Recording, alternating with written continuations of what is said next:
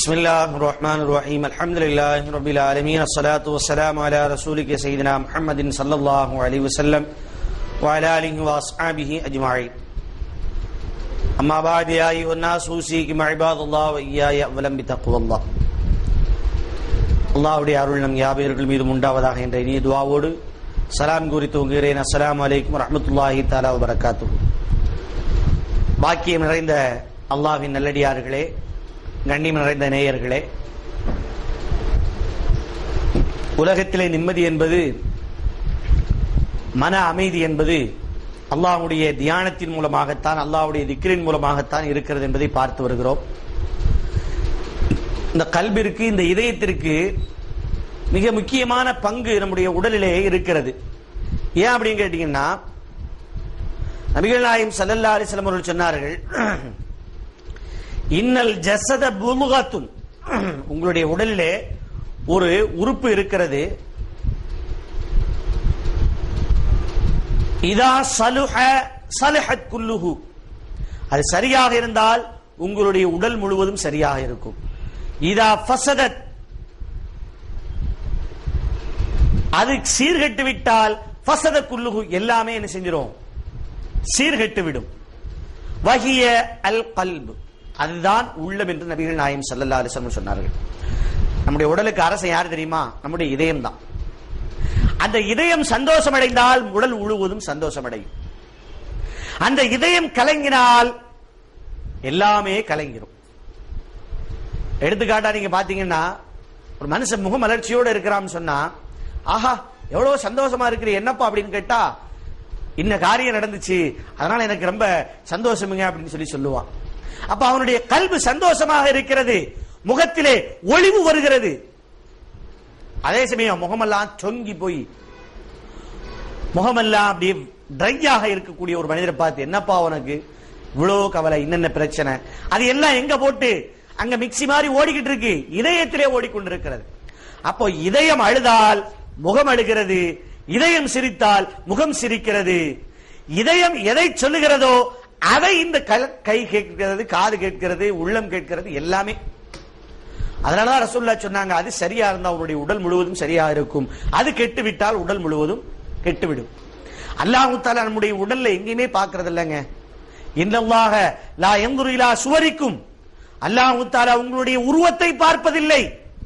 இல்லல்லாஹ யன்துரு இலா குலூபிக்கும், உங்கள் கல்புகளை அல்லாஹ் தஆலா பார்க்கிறார். அப்போ அந்த கல்பு அவ்வளவு தூரம், அந்த இதயம் என்பது அவ்வளவு தூரம் முக்கியமானது. அந்த இதயத்தை அமைதிப்படுத்துவதுதான் திக்ராக இருக்கிறது. உலகத்துல பிரச்சனை இல்லாத எவனுமே இருக்க முடியாது. எதுல போய் பார்த்தாலும் பிரச்சனை இருக்கத்தான் செய்யும்.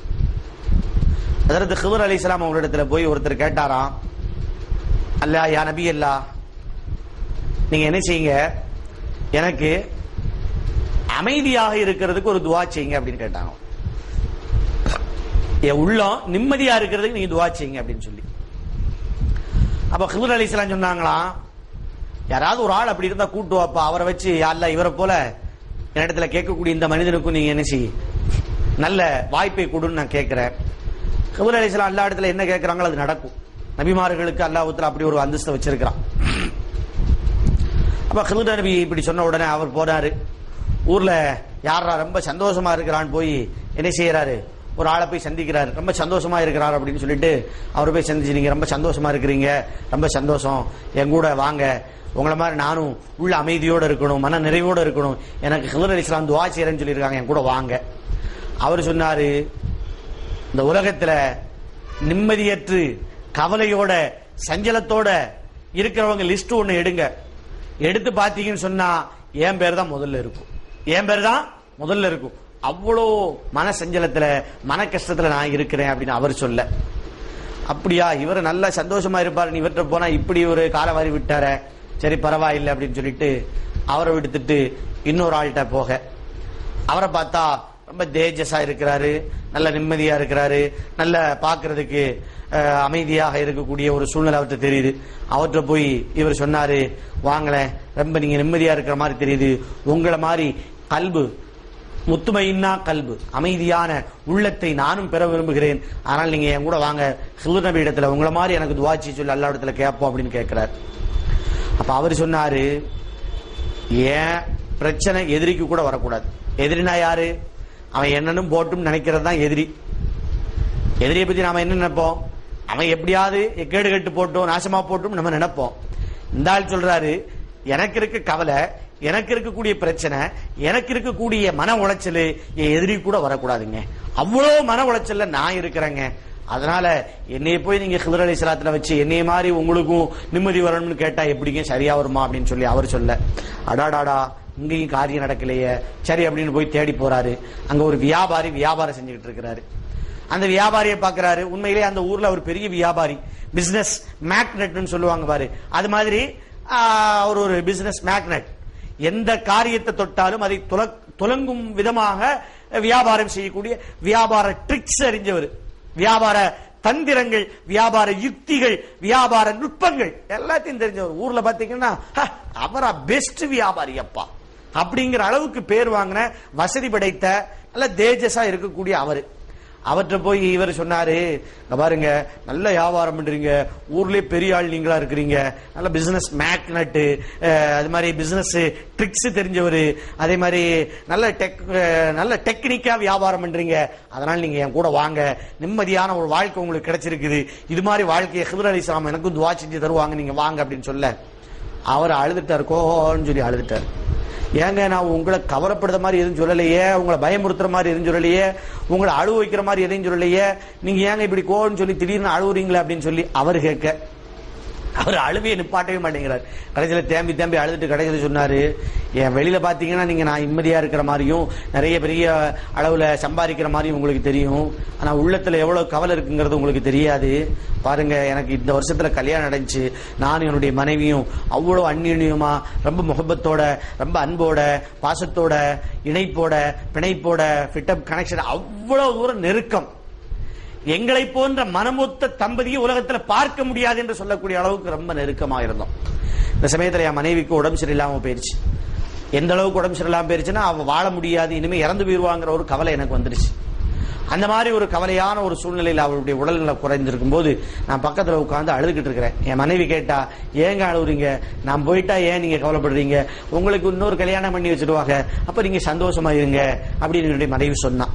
இந்த வார்த்தையை கேட்டுட்டு நான் தாங்க முடியாம நான் நேரா போய் என்ன செஞ்சேன், என்னுடைய ஆண்மையை நான் கத்தரித்துக் கொண்டேன், என்னுடைய ஆண்மை தன்மையை விலக்கி கொண்டேன். இன்னைக்கு செய்யறாங்களா இல்லையா, அதாவது நீங்க கருத்தடை செய்யற மாதிரி ஆண்களுக்கும் என்ன செஞ்சிட்டாங்க அப்படின்னு கேட்டா கருத்தடை செய்ய ஆரம்பிச்சிட்டாங்க. ஆண்களுக்கும் கருத்தடை செஞ்சு குழந்தை பெறாது, மற்ற எல்லாமே இருக்கும் அப்படிங்கிற மாதிரி ஒரு ட்ரிக்ஸ் இன்னைக்கு இருக்கிறது இல்லையா. இது மாதிரி அந்த காலத்துல குழந்தை பெறக்கூடாத வகையில என்ன செஞ்சுட்டாங்க அப்படின்னு கேட்டா ஒரு பச்சிலைகளை சாப்பிட்டு சரி பண்றது, அந்த மாதிரி அந்த காலத்துல இருந்திருக்குது. அதனால இவர் என்ன செய்யறாரு, தன்னுடைய ஆண்மையை போக்கி கொண்டு வந்து விட்டார். வந்து சொன்னாரு, நீ இல்லாட்டி நான் இன்னொரு கல்யாணம் பண்ணணும்னு நீ நினைக்கிற, அப்படி இல்ல பாரு, நான் என்னுடைய ஆண்மை பலத்தை நான் என்ன செஞ்சுட்டேன், நான் வந்து பச்சலை சாப்பிட்டு போக்கிட்டேன், அதனால எனக்கு மனைவினா நீ தான், வேற யாரும் கிடையாதுமா அப்படின்னு சொல்லி தன்னுடைய அன்பை அவர் அந்த இடத்துல வெளிப்படுத்தி காட்டுகிறார். அல்லாவுடைய நாட்டம் பாத்தீங்கன்னு சொன்னா அந்த அம்மாவுக்கு நோய் குணமாயிருச்சு, மலைக்கு மாதிரி எந்திரிச்சு உட்கார்ந்துருச்சு கொஞ்ச நாள்ல. இப்போ 2 பேரும் கணவன் மனைவியாக மறுபடியும் தங்களுடைய வாழ்க்கை பயணத்தை ஆரம்பிக்கிறார்கள். ஆனா இவர் செஞ்ச அந்த காரியத்தினால குழந்தையே இல்லை அவங்களுக்கு. இவர் சொல்றாரு, நான் அந்த சமயத்தில் அப்படி நடந்து கொண்டதின் காரணமாக என்னுடைய வாழ்க்கையிலே குழந்தை பெறக்கூடிய அந்த தகுதியை நான் இழந்து விட்டேன். அப்ப குழந்தை இல்லாத வாழ்க்கை என்னங்க வாழ்க்கை, பிறகு எங்கங்க நான் நிம்மதியா இருக்க முடியும் அப்படின்னு அவர் சொல்ல, இவர் கேட்டு எங்க போய் தேடினாலும் அவர் ஒரு ஆளை கொண்டு வா, நிம்மதியா இருக்கிற ஆளை கொண்டு வா, அது மாதிரி துஆ செஞ்சு தாரம்னு ஹிதர் அலைஹிஸ்ஸலாம் சொல்லி இருக்கிறாங்க. நாம எங்க போய் தேடினாலும் மனுஷன் எவனுமே சிக்க மாட்டேங்கிறாங்கிற கவலையில நேரா ஹிதர் அலைஹிஸ்ஸலாத்துல போய் சொல்லும் பொழுது ஹிதர் அலைஹிஸ்ஸலாம் சொன்னாங்க, நீ இப்படி எல்லாம் உலகத்துல எங்கேயும் பார்க்க முடியாது, ஆனால் அல்லாஹ்வுடைய திக்ரை உன்னுடைய ஞாபகத்திலே வை, அல்லாஹ்வுடைய தியானத்தை உன்னுடைய ஞாபகத்திலே வை, அல்லாஹ்வுடைய திக்ரை தியானத்தை உன்னுடைய கல்விலை கொண்டு விட்டு விட்டாய் என்று சொன்னால் உலகத்திலே உனக்கு நிம்மதி கிடைக்கும் என்று ஹஜ்ரத் ஹிதர் அலைஹிஸ்ஸலாம் அவர்கள் அப்பொழுது அவருக்கு சொன்னதெல்லாம் நமக்கும் மிகச் சிறந்த பாடமாக இருக்கிறது. குர்ஆனும் அதைத்தான் சொல்லுகிறது, அலா பிதிக்ரில்லாஹி தத்மஇன்னுல் குலூப், உங்களுடைய உள்ளங்கள் அமைதி பெறுவதெல்லாம் திக்ரை கொண்டுத்தான். ஆயிஷா நாயகிடத்துல ஹஜ்ரத் உர்வா ரலியல்லாஹு அன்ஹு என்ற சஹாபி போனாங்க. போயிட்டு ஆயிஷா நாயகிடத்துல பேசினாங்க, உம்மஹாத்துல் மூமினீன் அவர்களே, எங்களுடைய எல்லாருக்கும் தாயாக விளங்கக்கூடிய என்னுடைய அருமை தாயார் அவர்களே, நீங்க பெரிய கல்விமான், ஏன்னா ரசூலுல்லாஹ்வுடைய பட்டறையில் பாசறையில் வளர்ந்தவர்கள், ரசூலுல்லாஹ்வுடைய மனைவியாக ரசூலுல்லாஹ்வுடைய கூட இருந்து அறிவில் சிறந்து விளங்கியவர்கள். ஆனால் நீங்க கல்விமானாக இருப்பதிலே சந்தேகம் கிடையாது, நல்ல கல்விமானா இருக்கிறீங்க, ரைட்டு. அதே மாதிரி செல்வத்திலே சிறந்தவர்கள். காரணம் அப்படின்னு கேட்டா, உங்களுடைய தந்தை அபூபக்கர் சித்திக் ரலியல்லாஹு அன்ஹு மிகப்பெரிய வியாபாரியாக உலகத்திலே வலம் வந்தவர்கள். அதனால நீங்க செல்வத்திலே, அது மாதிரி அறிவிலே, எல்லாத்திலையும் சிறந்து விளங்குவதிலே சந்தேகம் கிடையாது எங்களுக்கு.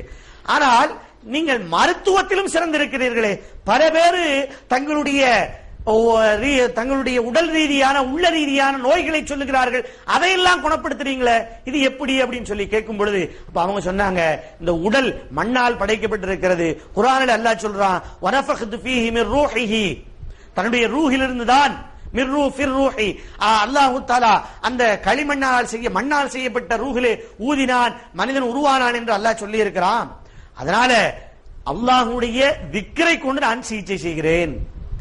கல்வியையோ மற்ற விஷயங்களோ எனக்கு எங்க வாப்பா மூலமா கணவர் மூலமா கிடைச்சதுனாலும், இந்த இலாஜி செய்யக்கூடிய, உள்ளங்களை சிகிச்சை செய்யக்கூடிய, நோய்களை குணப்படுத்தக்கூடிய அந்த ஆற்றல் அல்லாஹ்வுடைய திக்ரின் மூலமாகத்தான் கிடைத்தது என்று ஹஜ்ரத் அன்னை ஆயிஷா நாயகி அவர்கள் சொல்லி இருக்கிறார்கள். அதற்கு நேரடியான சாட்சி எவ்வளவு பேர் இன்னைக்கு என்ன செய்யறாங்க, நம்மள்ட்ட ஓதி பார்க்க வர்றாங்க.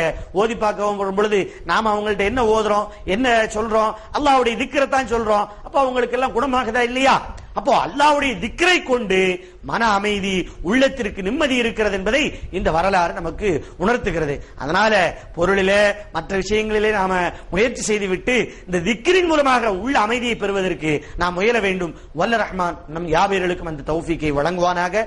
அந்த உள்ளத்தை அப்படி ஆக்கிவிட்டால் மிகப்பெரிய ஆற்றலும் கிடைக்கிறது. அந்த ஆற்றல் சம்பந்தப்பட்ட நிகழ்வுகளை அடுத்த சந்திப்புகளிலே பார்ப்போம். வாஹிர் தாவானா அல்ஹம்துலில்லாஹி ரப்பில் ஆலமீன். அஸ்ஸலாமு அலைக்கும் வரஹ்மத்துல்லாஹி தஆலா வபரகாத்துஹு.